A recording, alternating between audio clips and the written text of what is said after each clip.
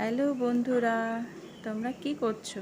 দেখো, আজকে আমার রান্না হয়েছে পাতলা করে মসুর ডাল, সাথে ছিল করলা ভাজা ছিল। বলো তো এটা কি বাটা বানাচ্ছি? দেখি কে বলতে পারো। বলেই দিলাম, এটা হচ্ছে কানমান পাতা বাটা। দেখো, বাটাটা সুন্দর করে বেটে নিয়ে ভেজেছিলাম। নামানোর আগে একটু সর্ষের তেল দিয়ে নামিয়েছিলাম। আর ছিল ওল সেদ্ধ, সেটার মধ্যে আমি একটু পেঁয়াজ আর লঙ্কা ভেজে দিয়েছি। মুড়ি ঘন্ট করবো জন্য একটু চালটা ভেজে নিয়ে নামিয়ে রেখেছিলাম।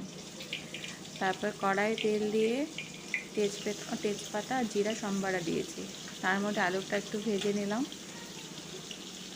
তারপর সেখানে মশলা দিয়ে মশলাটাকে আগে সুন্দর করে ভেজে নিয়েছিলাম।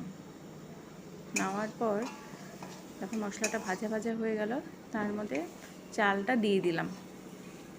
চালটা দিয়ে আরেকটু ভেজে নিয়েছি সুন্দর করে। দেখো, তারপর মাছের মাথা দিয়ে আর একটু নাড়াচাড়া করে রেডি হয়ে গেছে আমার মুড়ি ঘন্ট। নামানোর আগে একটু গরম মশলা দিয়ে নামিয়েছিলাম। আর সাথে ছিল হলো মাছের ঝোল। আলু দিয়ে করেছি মাছের ঝোল। তোমরা কে কী খেয়েছো জানিও।